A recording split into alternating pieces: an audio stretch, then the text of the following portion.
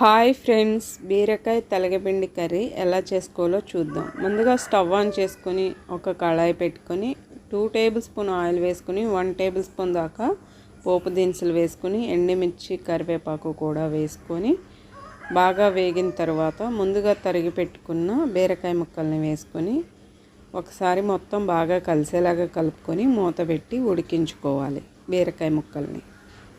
ఇప్పుడు మూత తీసి చూద్దాం. బీరకాయ ముక్కలు అనేవి చక్కగా ఉడికిపోయాయండి. కొంచెం పసుపు, 1 స్పూన్ దాకా గల్లుప్పు,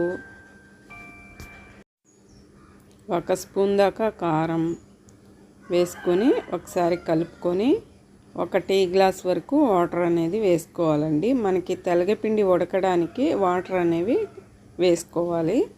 ఇలా వాటర్ తెల్లుతుండగా తెలగపిండిని వేసుకోవాలి. నాకైతే మొత్తం 3 టేబుల్ స్పూన్ల వరకు తెలగపిండి అయితే పట్టిందండి.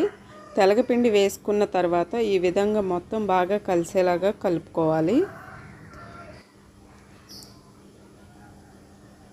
ఇలా బాగా దగ్గరకు వచ్చేసేటప్పుడు మూత పెట్టేసి 2 నిమిషాల పాటు మంట సిమ్లో పెట్టుకొని మగ్గించుకోవాలండి.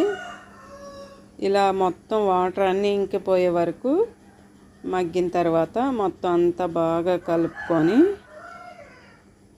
దింపేసుకోవడమేనండి. మనకి తెలగపిండి బీరకాయ కర్రీ అయితే రెడీ అయిపోయిందండి. టేస్ట్ కూడా చాలా బాగుంటుంది, హెల్త్కి కూడా చాలా మంచిది. వీడియో నచ్చితే లైక్ చేయండి.